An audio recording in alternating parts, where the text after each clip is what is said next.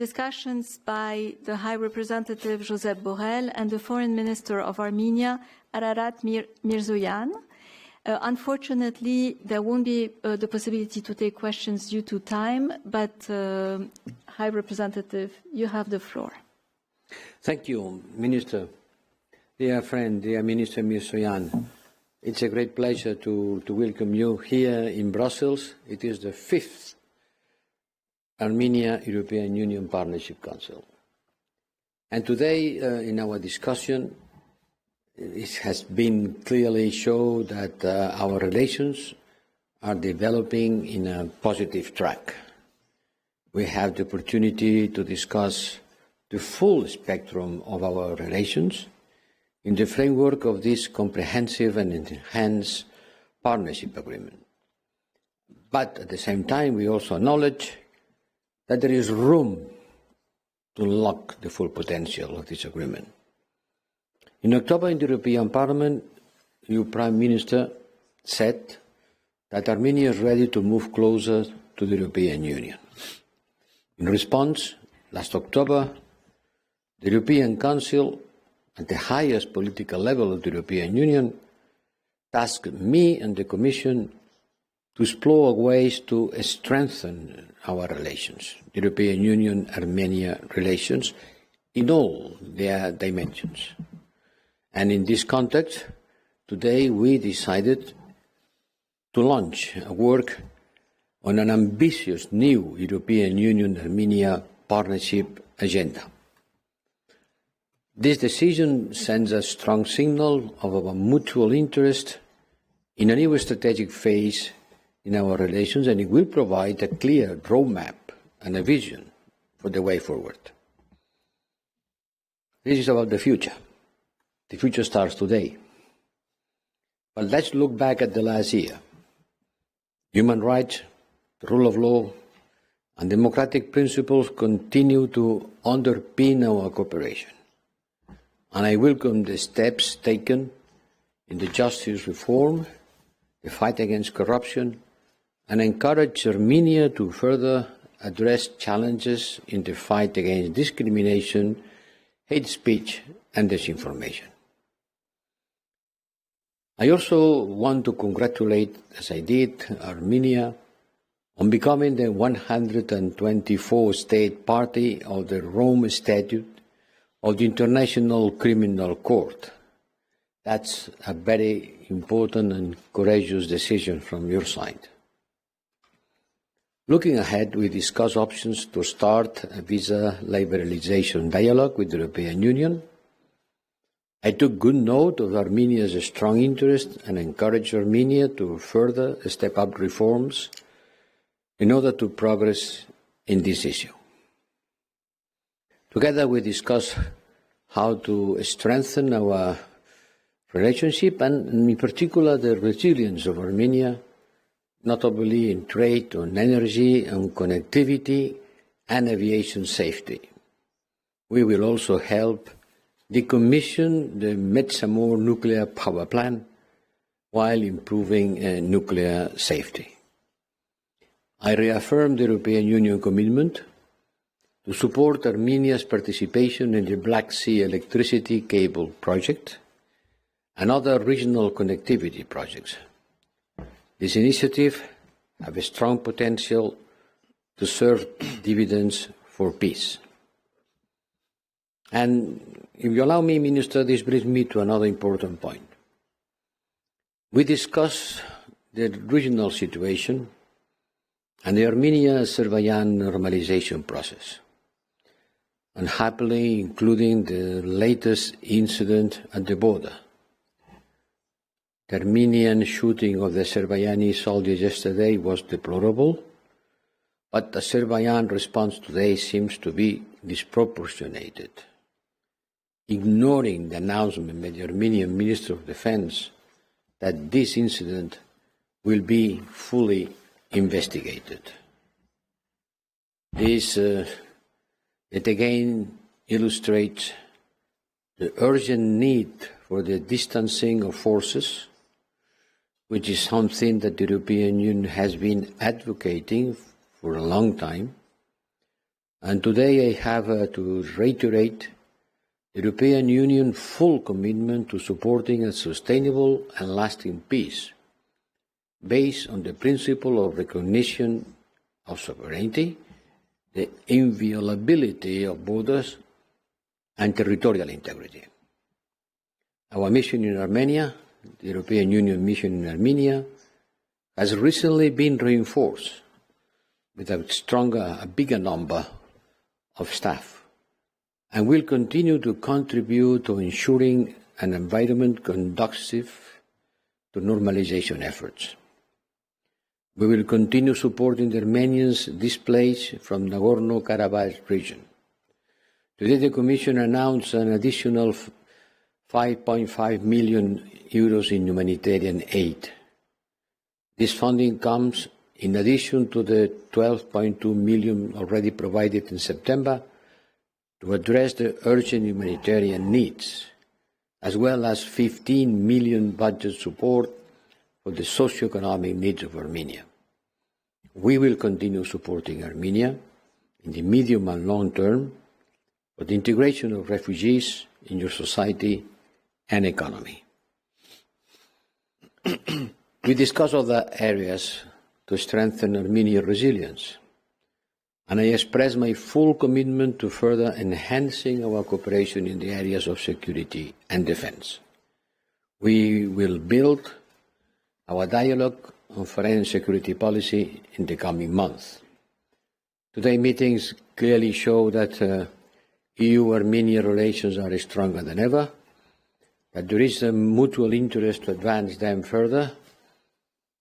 Our commitment to develop this agenda, an ambitious agenda for our renewed partnership, and when we will be advancing on this work, and I will be able to deliver some concrete results, it will be my pleasure to visit you in Armenia and to share with you your wonderful landscapes.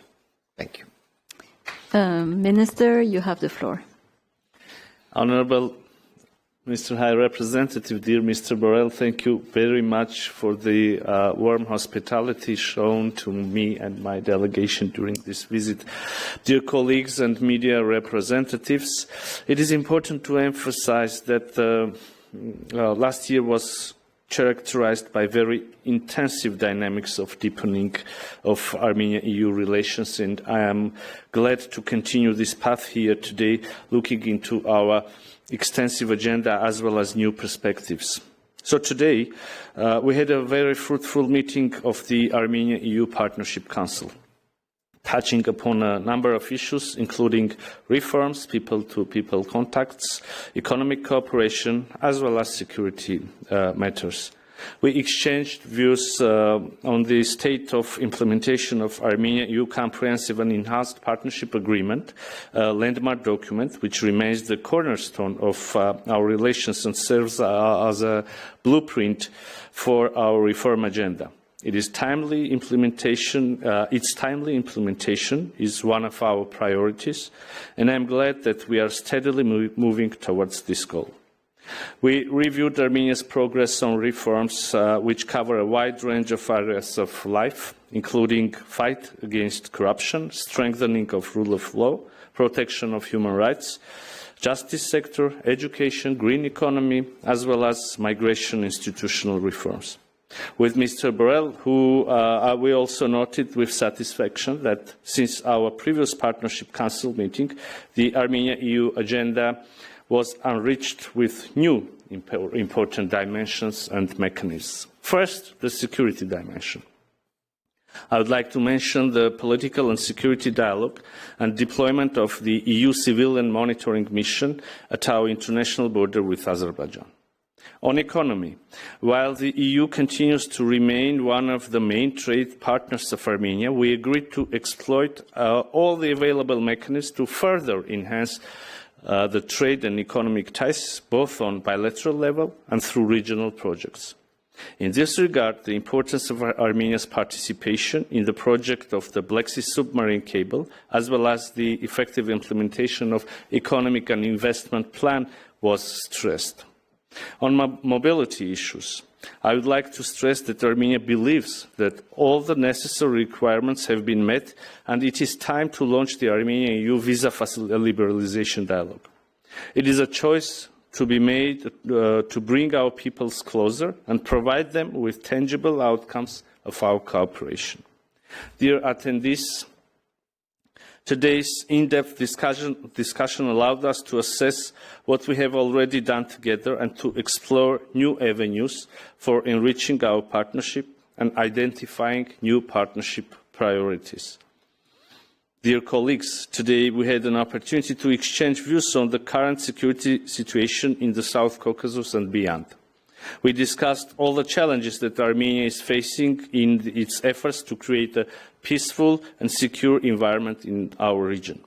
I reiterated Armenia's commitment to agreements reflected in statements adopted in quadrilateral meetings in Prague in October 2022 and in Grenada last autumn, as well as the agreements announced by the President of the European Council, Charles Michel, following the trilateral meetings with leaders of Armenia and Azerbaijan in Brussels on May 14 and July 15, 2023.